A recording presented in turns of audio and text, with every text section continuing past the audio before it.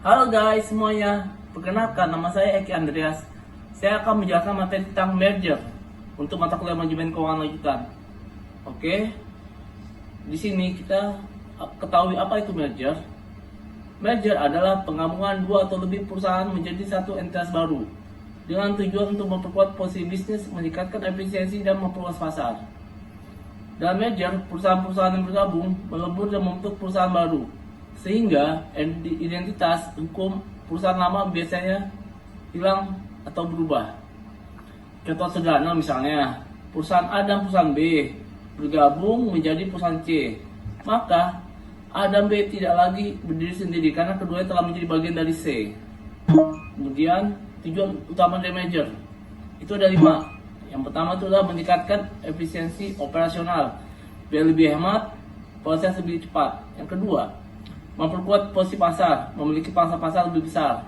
Yang ketiga, meningkatkan daya saing terhadap kompetitor. Yang keempat, meningkatkan nilai perusahaan melalui sinergi.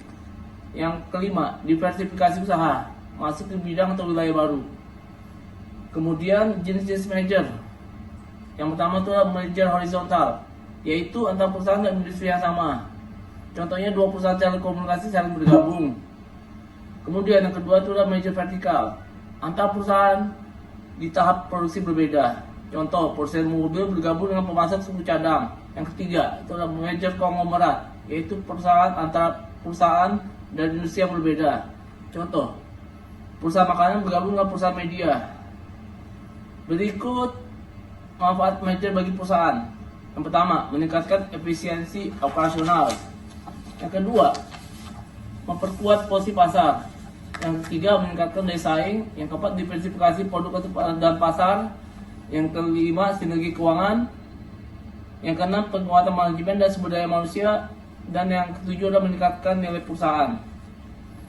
Setelah itu kita ketahui tentang merger adalah dengan cara melakukan merger harus melalui beberapa tahapan penting agar penggabungan berjalan legal, efisien, dan saling menguntungkan bagi kedua belah pihak.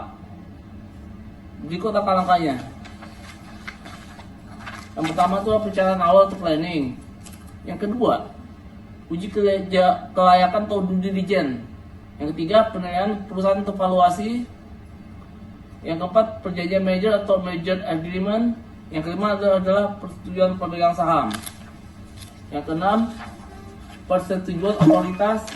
Yang ketujuh adalah pelaksanaan merger. 8. Integrasi pasca merger.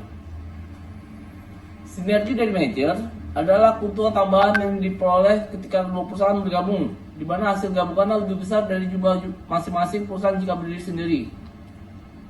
Setelah itu, jenis-jenis sinergi dalam merger.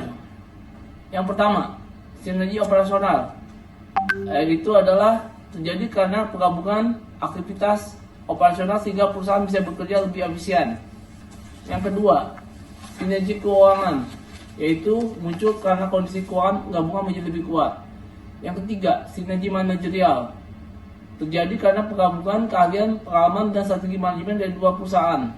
Yang keempat, sinergi pemasaran, yaitu perusahaan hasil merger bisa memperluas jangkauan pasar dan memperkuat merek.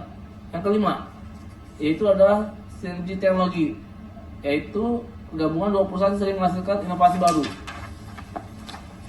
Kesimpulan yang bisa kita peroleh dari sinergi itu adalah dari merger adalah asal utama itu melakukan perusahaan berharap setelah merger mereka menjadi lebih efisien, lebih kuat secara keuangan, dan lebih kompetitif di pasar.